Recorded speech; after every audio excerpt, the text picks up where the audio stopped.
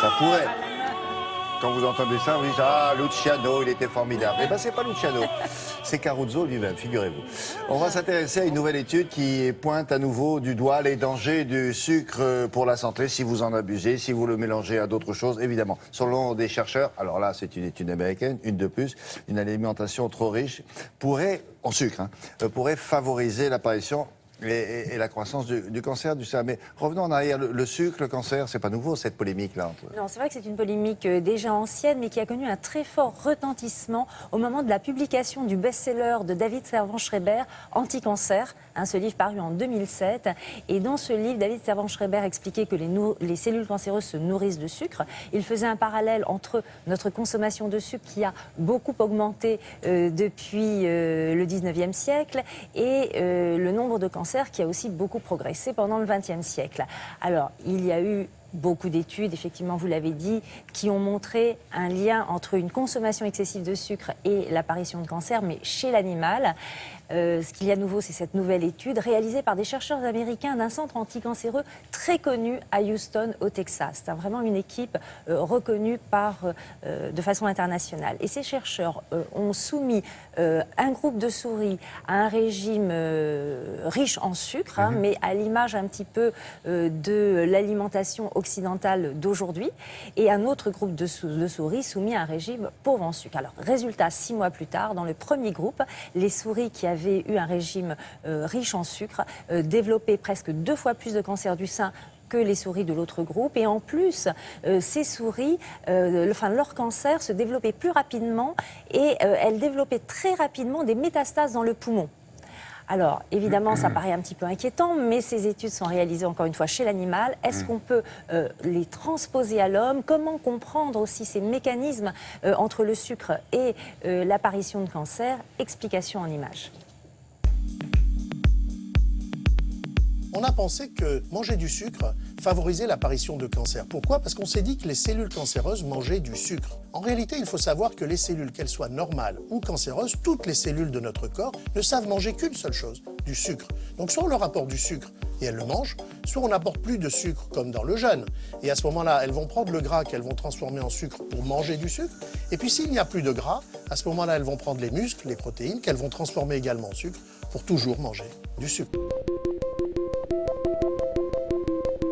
Une étude américaine récente portant sur les animaux de laboratoire que l'on a nourris avec différents sucres, et notamment du fructose, a montré, et je pense que c'est une donnée très fiable, que les animaux qui avaient une alimentation très riche en sucre développaient davantage de cancer du sein, et les animaux qui avaient déjà un cancer du sein, nourris avec ces sucres, avaient tendance à développer davantage de métastases, notamment pulmonaires. Donc il est clair que cette étude montre un lien entre le fait d'avoir une alimentation très riche en sucre, et notamment l'un des sucres, le fructose, et le risque de développer un cancer ou de développer des métastases.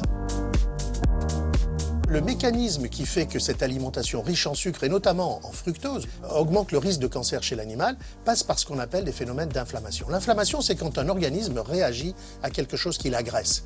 On le voit dans des maladies comme les rhumatismes, par exemple, ou les infections. L'organisme réagit et provoque à ce moment-là des sécrétions d'enzymes qui, elles-mêmes, peuvent donner un cancer.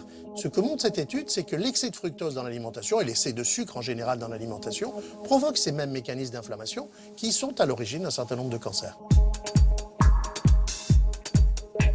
On ne peut pas extrapoler à partir de ces études à la situation humaine. Pourquoi? Parce que nous et les animaux, nous ne digérons pas les sucres de la même manière.